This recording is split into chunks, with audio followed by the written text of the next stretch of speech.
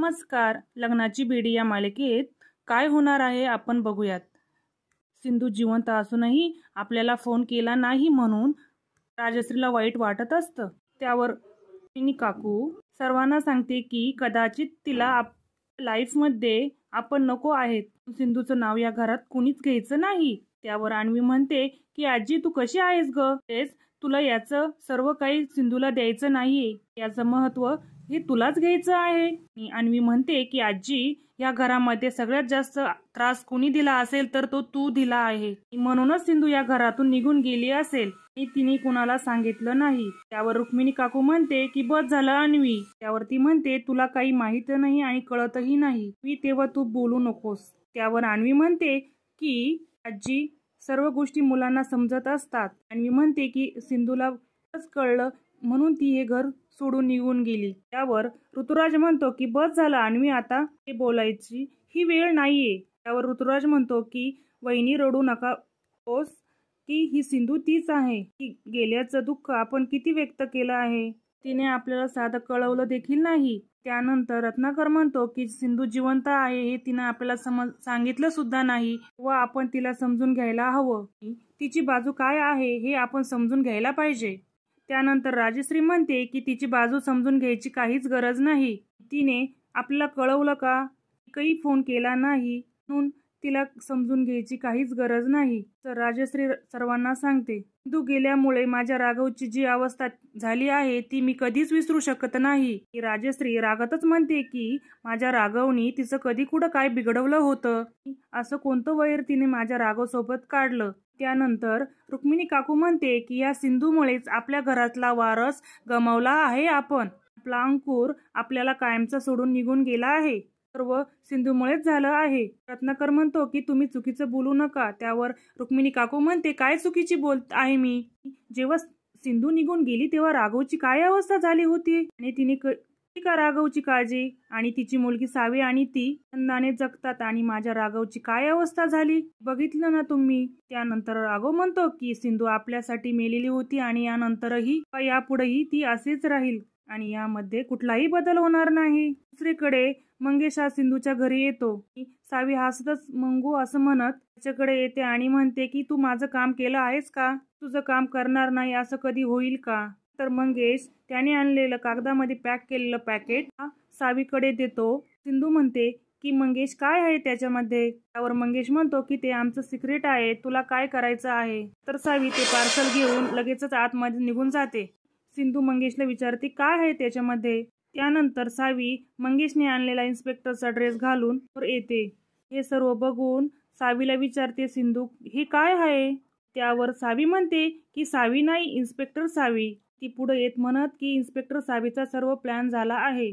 या ड्रेसमुळे मला कुणी अडवू शकत नाही. आणि सिंधू सावी काय बोलत आहे याच्यावर विचार करते. त्यावर सिंधू म्हणते की कुठला रस्ता सावी, काय बोलत आहे तू? त्यावर सावी म्हणते कुठे काय? त्यावर सावी म्हणते की आई मी उद्या स्कूलमध्ये आहे त्याची तयारी करत आहे. त्यानंतर सिंधू म्हणते तू माझ्यासोबत खरं बोलत आहे ना सावी? त्यावर सावी म्हणते हो. त्यानंतर सावी गेल्यावर सिंधू विचार करते की नक्की कशाचा विचार करत आहे. नक्कीच सावी काहीतरी करणार आहे असं ती विचार करते. ती म्हणते की गणपती बाप्पा माझ्या सावीला सद्बुद्धी दे. त्यानंतर इकडे काकू चहा पित असताना राजश्री त्यांना म्हणते की फार थकले, राघव एवढा चिडचिड का करतोय काही कळतच नाही. ऋतुजा म्हणते की सिंधू आपल्याशी असं काय वागली आहे? त्यावर राजश्री म्हणते की या प्रश्नाचं उत्तर फक्त सिंधूच देऊ शकते. रुक्मिणी काकू म्हणते की या प्रश्नाचं उत्तर मला जाणून घ्यायचंही नाही.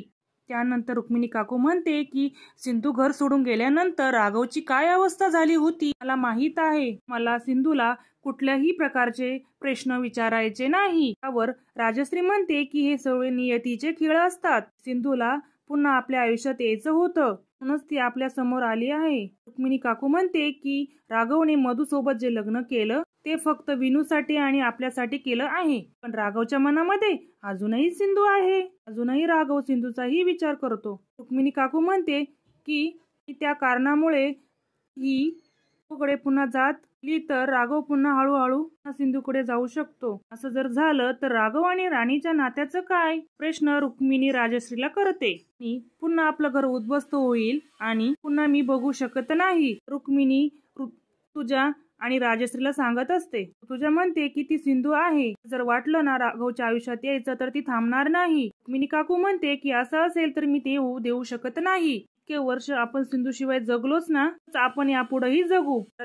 काकू म्हणते की पुन्हा त्या घराचा त्या सिंधूशी संबंध येऊ द्यायचा नाही. काकू म्हणते की विनायकच्या मोबाईल मधून मी सिंधूचा नंबर डिलीट करून टाकते. त्यावर राजश्री म्हणते की विनूला किती वाईट वाटेल. त्यावर रुक्मिणी काकू म्हणते की मला माहित आहे. आणि काकू म्हणते की मी हे जे काही करत आहे ना त्यात विनायकचंच भलं आहे. दुसरीकडे ते सिंधूला म्हणत असतो की मला सावीची अवस्था बघवत नाही आणि राघव इकडून गेले ना तर सावीची अवस्था कशी झाली, सिंधू आणि ती किती दुःखी आणि यापूर्वी मी फक्त तिला हसतानाच बघितलं आहे. सिंधू म्हणते की मंगेश मला माझ्या मुलीचं दुःख समजत नाही आहे का. तर मंगेश म्हणतो की मी तिला गिफ्ट दिलं त्याचा तुला राग आला नाही, पण ते गिफ्ट घेऊन राघव ही पोलिसांसारखी वागते ना, मी त्याच्यासारखं राहायचा प्रयत्न करते याचा तुला त्रास होत आहे. मंगेश म्हणतो की तुम्ही दोघं इतकं एकमेकांच्या दुःखात बुडाला आहात ना आणि त्याचा मुलांवर काय परिणाम होतो त्याचा तुम्ही विचारही करत नाही. त्यावर रागाने सिंधू म्हणते की बस झालं मंगेश, म्हणते की मला आता या विषयावर काहीच बोलायचं नाही.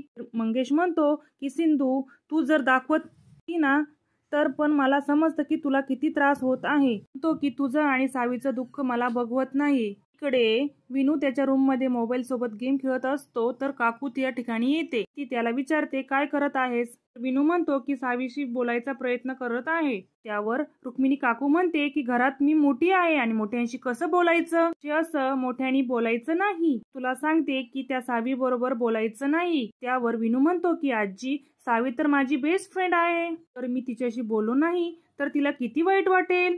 वाटलं तर वाईट वाटू दे, पण थोडे दिवस त्रास होईल, नंतर तूही तिला विसरून जाशील. त्यावर विनायक म्हणतो की मी सावी बरोबरचं बोलणं थांबवणार नाही. त्यावर काकू म्हणते की ठीक आहे, मीच आता तुला कसा बोलतो हेच बघते. आणि काकू विनायकडून त्याचा मोबाईल हिसकावून घेते. त्यातून मी आता सावीचा नंबर डिलीट करणार आहे. त्यावर विनायक म्हणतो की नको रुक्मिणी काकू. त्यावर रुक्मिणी काकू म्हणते की यानंतर तू डॉक्टर काकू आणि त्या सावीशी बोलायचं नाही. रुक्मिणी काकू म्हणते की फोन दे विनायक, असला आगाऊपणा माझ्यासमोर करायचा नाही. तर विनायक ऐकायला तयार नसतो. तर रुक्मिणी काकू विनायकचा फोन घेऊन बाहेर राणीला हाका मारू लागते. राजश्री रत्नाकर सर्वजण तिथे येतात. लगेचच राणी तिथे येऊन म्हणते काय झालं. रुक्मिणी काकू म्हणते की विनायकच्या मोबाईलचा पासवर्ड काय आहे. तर विनायक वरून खाली येत म्हणतो की मम्मा पासवर्ड आजीला देऊ नकोस. त्यावर मधू म्हणते काय झालं विनू. रुक्मिणी काकू म्हणते की राणी मी तुला काय सांगत आहे, मोबाईलचा पासवर्ड हवा आहे. विनायक म्हणतो की मम्मा देऊ नको, आजीला सावीचा नंबर डिलीट करायचा आहे. राणीला काही समजत नाही, तिला कोणाचं ऐकावं हे समजत नाही. काकू तिला म्हणत असते की राणी मला या मोबाईलचा पासवर्ड हवा आहे. मधू म्हणते लगेचच की मामी मला त्याला खाली आणून द्या, नाही तर पाय घसरून पडेल. काकू म्हणते इथेच थांब राणी. त्यानंतर रुक्मिणी काकू म्हणते विनायकला तू तिथेच थांबून राहा. राणीला म्हणते की मला मोबाईल चालू करून दे. त्यानंतर रुक्मिणी काकू म्हणते जोपर्यंत तू मला मोबाईल चालू करून देत नाही ना राणी तोपर्यंत तू कुठेच जायचं नाही. त्यानंतर सावी इकडे इन्स्पेक्टरचा ड्रेस घालून तिची बॅग घेऊन विनूच्या घरी निघू लागते. आता सावी विचार करते की विनूच्या घरी चाललो आहे हे फोन करून सांगायला हवं. तर लगेचच सावी सिंधूच्या फोनवरून विनायकला फोन लावते. लगेचच रुक्मिणी काकूच्या हातामध्ये विनायकचा फोन असतो आणि तो वाजू लागतो. रुक्मिणी काकू म्हणते की घ्या सावीचाच फोन आला आहे. त्यावर विनायक म्हणतो की मोठी आजी मला सावीसोबत बोलू द्या ना. रुक्मिणी काकू म्हणते की अजिबात तू सावीसोबत बोलायचं नाही. विनायक म्हणतो की आजी मी तुझं सगळं ऐकेल, तर मला एकदा सावीशी बोलू दे. मधू विनवण्या करत म्हणत की मामी एकदा त्याला सावीशी बोलू द्या, त्याची अवस्था बघा ना तुम्ही. रुक्मिणी काकू म्हणते तू गप्प बस राणी, आता सावीशी बोलू शकणार नाही. रुक्मिणी काकू लगेचच सावीचा फोन कट करते. तसंच इकडे सावी म्हणते की विनायकने माझा फोन का कट केला आहे. त्यावर ती म्हणते की काही प्रॉब्लेम तर नसेल ना, मला लगेच जावं लागेल. त्यानंतर रुक्मिणी काकू मधूला म्हणते की सावीचा नंबर या मोबाईल मधून लगेचच डिलीट करून टाक. त्यावर म्हणते की मामी असं करू नका, तुम्ही विनायकची अवस्था तरी बघा. त्यानंतर विनायक पायरीवरून खाली येत असतो. त्याच वेळेस त्याचा पाय पायरीवरून सटकून जोराने विनू हा खाली कोसळतो. राघव हा दरवाजातून विनू खाली कोसळल्याचं बघतो आणि तर आता विनू खाली कोसळल्याचं बघून सर्व लोकांना सगळा धक्का बसतो. लगेचच मधू आणि राघव विनूकडे धाव घेतो. इकडे सिंधू घरात आल्यानंतर सावीला शोधू लागते, पण सावी कुठेच दिसत नाही. व घाबरून सिंधू मंगेशला कॉल करते आणि सांगते की सावी घरात नाही आहे म्हणून. म्हणते की मंगेश तू जिथे कुठे असेल म्हणून लवकर घरी ये. मंगेश म्हणतो लगेचच आलो. इकडे रुक्मिणी काकूंमुळे विनायक पडला समजताच तो काकूला बोलू लागतो. रुक्मिणी काकू म्हणते की काल आलेल्या या मुलामुळे माझ्यासोबत भांडतो, तुला रक्ताचं नातं कळतं का? तेव्हा त्यावर राघव म्हणतो की काही नाते हे रक्ताचेच नसतात, काही नाते हे मनाचे सुद्धा असू शकतात आणि माझं आणि विनायकचं हे नातं तो रुक्मिणी काकूला ठणकावून सांगतो. त्यावर राघव म्हणतो की रुक्मिणी काकू हा माझा मुलगा आहे, का नाही असं तू समजू नकोस. ऐकून काकूला मोठा धक्काच बसतो. त्यासाठी त्याने रुक्मिणी काकूला सुद्धा धडकावले असते. विनूवर प्रेम दाखवलेलं असतं. इन्स्पेक्टर बनून सावी ही राघवच्या घरी येते. सिंधू ही साठी आणि विनायकच्या ट्रीटमेंटसाठी रत्न पारखींच्या घरी येते. बघण्यासाठी आपल्या चॅनलला सबस्क्राईब करा.